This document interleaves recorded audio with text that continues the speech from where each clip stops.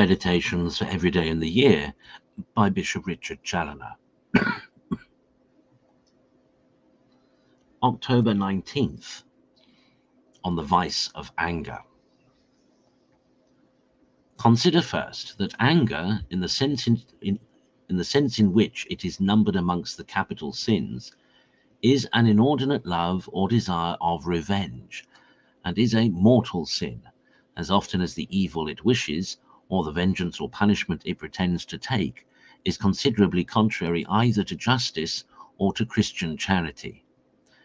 That is, to that love we owe to every neighbour by the law of Christ, even to our greatest enemies.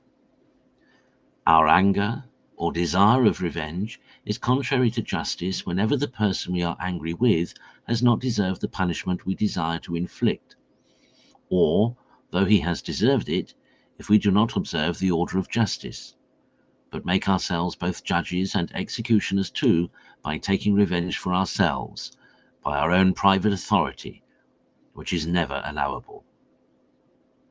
Our anger and desire of revenge is contrary to fraternal charity.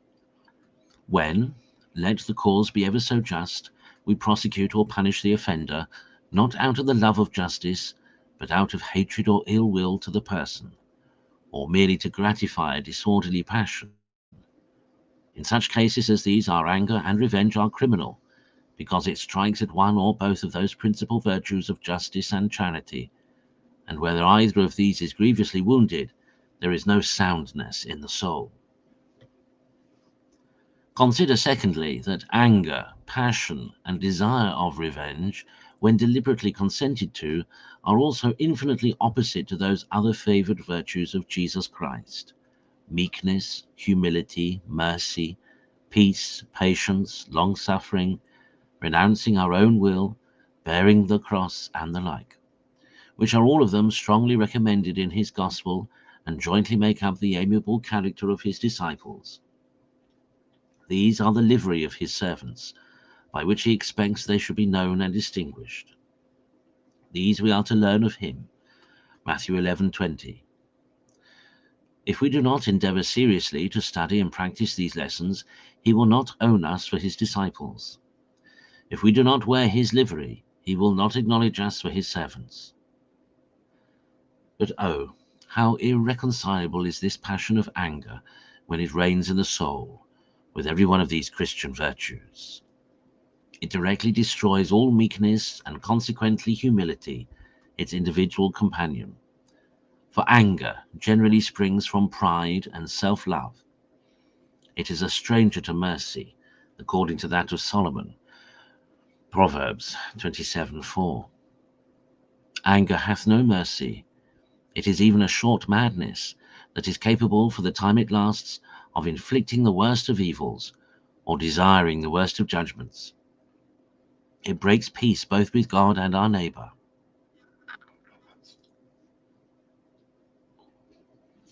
And banishes it from our own souls. It is the mortal enemy of patience and long-suffering, for it will endure to suffer nothing.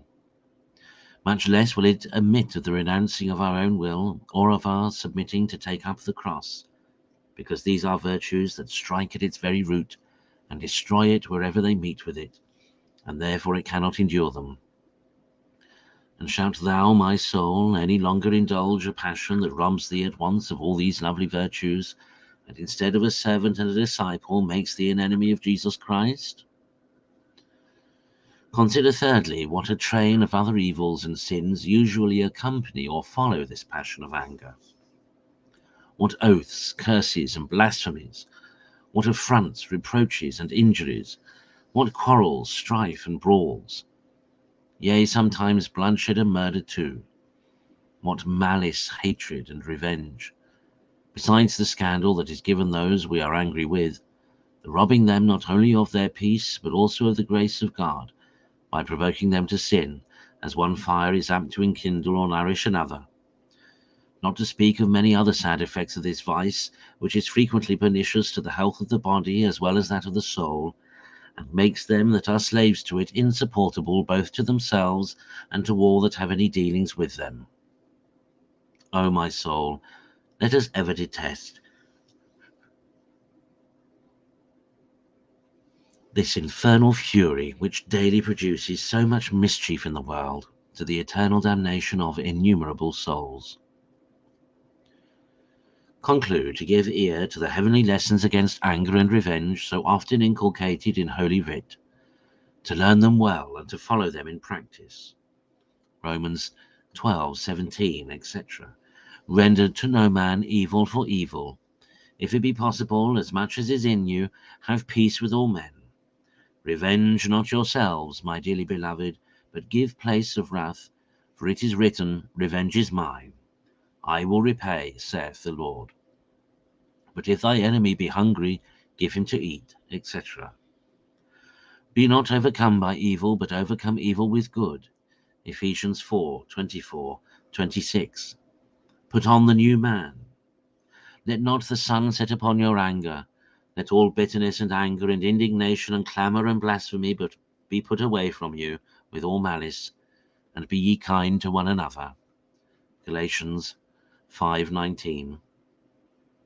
The works of the flesh are manifest: enmities, contentions, emulations, wrath, quarrels, dissensions, etc., of which I foretell you that they who do such things shall not obtain the kingdom of God. But the fruit of the Spirit is charity, joy, peace, patience, benignity, goodness, long-suffering, mildness, etc.